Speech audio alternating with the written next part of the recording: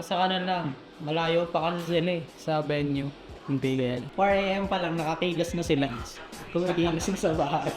RWH, good luck sa inyo. Ngayon expect ko feeling magiging close siguro. Kasi syempre nag-review din sila ng mga mali nila. And sana magkaroon ng magandang laban.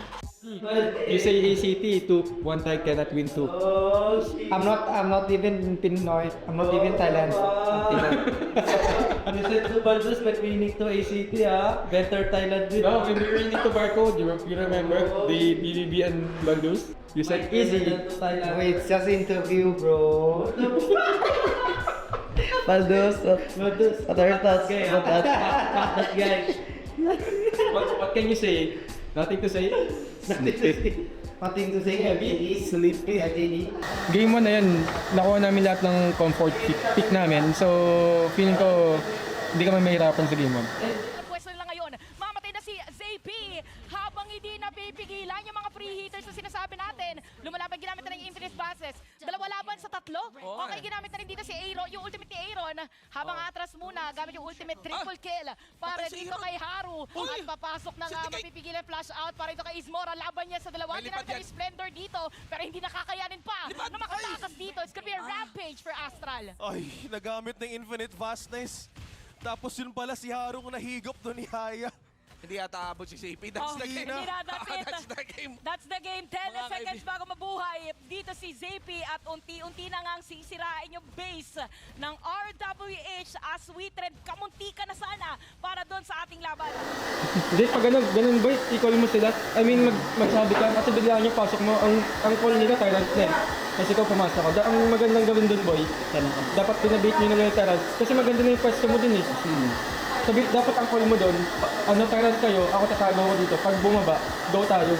Nakakita ko opening, 3 magkatabi eh. Kasi ang layo nila, promise, malayo sila sa pwesto. Tsaka hindi sila ready.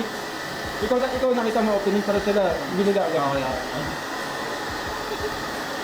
Okay. Easy win dapat sa atin yung bot. Tactic nito kay Trex. Pag talaga nag-usap kami, papa-update ko talaga yung tokens ko. Papa-update talaga, no? Pero nabigyan na at na-update na si Kuya Haro na sandali lang na din ang mga players ng WeTrend. Mga kalahati ang buhay din ni Kuya ZP, pero ang ganda ng zone up na ginagawa nila ngayon. May sira na rin yung Torres sa may bandang gitna. At inatan nila yung minion wave dito na side ng WeTrend. Pwede nang gumawa ng tower. Ay, sorry. Hindi ko na rin gusto ko. Dahil maganda din yun ba? At least na-show namin yung Okyo. Parang hindi kasi tayo, hindi natin kakapang yung Okyo natin. Tatamaan. Ito na yung ultimate na sinasabi natin from Kuya Aaron. Pero nagamit na rin yung ultimate dito ng U1. Makakatakas mga players ng RWH. Taking liberties. Meron pang layers ng crowd control para sa kanila. Pero makakabawi pa rin ang RWH. You have crucial crowd control with Smenky. 3 ang kanyang napigilan doon. Disengage. Ang ganda na ginawa doon ng RWH. Hindi lang sila nag-commit. Ang ganda na combo ng sinimulan ng WeTrend. But one thing was lacking is kung paano ma-dish out lahat ng damage, kung saan lumayo lahat. 2 items pa talaga kay Ismora. Ngayon ko lang, ito yata is sa mga pinakapayat na game ni Ismora dito. Nakakasurpresa nung pinakita yung item reveal ni Ismora dito. Wala pa, no? Like, walang Doomsday or walang ano. Siguro is totally eyeing na hindi ko na lang papaluin si Haru. Oo. Pero ngayon talaga, ang Makunachi. pwede lang pumatol kay Haru po ay si Aaron. Meanwhile, si Ismora heavily namimitigate yung damage niya ng armors ngayon ni Haru. Oh, ayan, mabilis na makukuha. Nako, May Baldus. iwan pa. Okay. Ginamit na rin yung World is my board. So may mga ultimate na nakomit dito ang WeTrend and RWH. Iba pa rin talaga yung nare-reset yung ultimate nung yung U1. Kitang-kita doon sa may itaas kanina. Inalisan lang nila yung World is my board nung Ishi. Ishi, 2 beses ka lang magbabounce. So may daybreaker na si Safety. Ismora Meron dito. na, meron na. Si Baldus pala, yung kanyang naka-guerrilla siya. So damage type na jungling item pero tinank build niya. So may konting disync doon eh. Feeling ko naramdaman ni Baldus na parang kailangan kong kumunat. Oo, parang mahirap ang buhay ah. Tagilid. Oo, parang Ogron. Ayun! Oh, ayun na. Nag-change na. Doomsday, may Doomsday na rin. Nagulat ako. Tsaka may Doomsday na si, may Doomsday na si Ismora. Ayan na, ayan na, So, tay. tingnan natin. Pwede magbago ang sitwasyon ha, yung item kay Ayun, nandito na. tingnan mo yung bawas kay Haru. Okay, medyo umaaray na kay Kuya Haru. Kalahati na lang yung buhay niyan, pero tatapatan. Tinatapatan dito ni Kuya Aaron. So, masisira na lahat na high ground tower. And the outburst Ismora. tatamaan ng 2. Pero mapatay na nga dito si JC1. Ito na yata magbawi ng Pre-hit, side ng pre-hit, WeTrend. pre-hit, Ismora, Pero pre-hit. pre-hit lang din. Oh. Ito na yung lubog na sinasabi natin. Okay Astral lang. saving his Pwede pa. teammates. Okay pa. 2 players left para sa WeTrend. Isa lang ang napatay sa side ng RWH. Pero great round, defense. pero round 2 may round 2 Oo. May Pwede ult pa ba? pumight. May ult ba si Aaron? Wala, nagamit niya kanina, Tatlong wave Bes. to, ah. Nako po. Naku, parang mahirap to. Mahirap Elite minion yata. to, ah. Ito May ult yata si Syndicate, may ult si ang Syndicate. best defense na kailangan gawin. Naku, na-stun pa rin na si That's the Kuya game. Aaron and that's it. Magabi na low yung ano. Parang ano. Wala, mahirap ng main kit. Ba't di tayo nakalaban sa ano, boy? Sa Tyrant? Yun yung ano natin eh. Win ko natin eh. First Tyrant. Hindi tayo lumaban, boy. Promise. Nakajangti pa tayo. Nag-OCS mga burn pa out. Sana di na tayo na gano'n, boy. Akala ko nga ano eh. Kasi may kaya din ako eh. My Tyrant, first Tyrant. I don't know why we don't fight, ah. We just give. They have tempo. We give all the tempo. Lagi walang gagawin na dito, boy, early. Hinayaan nyo lang kasi. Hinayaan nyo lang mag-farm, boy. Dapat tayo nga nagpa-pressure, panalo tayo sa lahat ngayon, ah. Dapat. Laman din, di ba nakuha din namin lahat ng stock? Nakuha namin lahat ng top bot. Binigyan nyo lang lahat, boy, promise. Wala kayong ginawa. Yung ano, first Tyrant. Naka-dunk pa tayo. Dunk kay Ogan.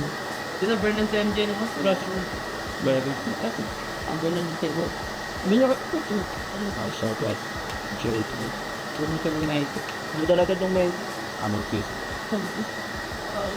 Okay. Kita nyo naman, boy. Namatay din kayo sa... Paano nga namatay sa to? Pinag-study. Ang tayo pa ta. Coach, anong side po kayo? 1 minute kaya, okay lang. 1 minute po. Pagping nga, may nakap na magagaling doon sa may Overlord. Makakatakas dito, both the teams. Walang casualty pero walang buhay. Si Kuya Overlord, Zayvie, by nagamit the yung way, ulti, ah. ginamit na nga dito yung Meteor Storm. Syndicate, Yung may ult. Overlord natin kanina mapupunta, ang base is down. the game. At hindi pa rin nare-reset. Double kill na pa rin ito kay Astral. At you only have 2 players para sa side dito ng WeTrend. It's gonna be Zappy and Yun na yun. Aaron. And mukhang this is it, pansit para sa RWH. Meron pa silang minion wave dito sa may bandang itaas. Oh my goodness. Oo. Hindi ata pwede. Pwede ba yung hard type ni JP? Oh, Teka kaya, lang, may minion na. kaya ba mandepensahan doon? Pipigilan na nga Inul. nila at Inul. unti-unti na nga magbe-base lock ang mga players dito ng RWH at That's it. wala nang bubuhay pa sa side ng WeTrend as RWH ang mananalo sa ating Series 1. Ayun. What? Ayun. Dapat... Early? Ano, dapat na. Then namatay ako nung una. Wala ka ng flash nun eh. Gagawin ka talaga nun, boy. Nung South. Oo, nung tsaka ng Jin. Nag-burn ka eh.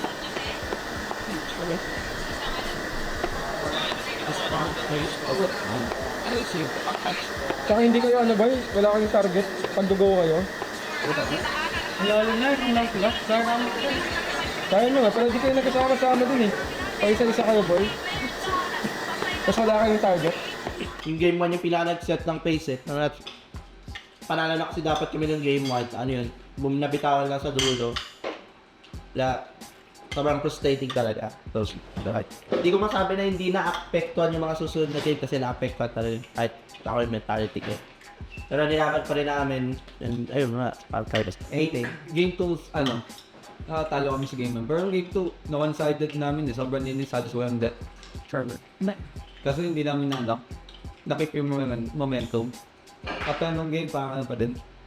Nung game 10, may mga early game mistakes that play lang. Hanggang sa, hindi namin nabawi yung game. About sa performance ko kahapon, feeling ko nakulangan na lang ako. Hindi ko na malala, kinalimutan ko na yun eh. Pero hindi ko makalimutan yung spag-plus ni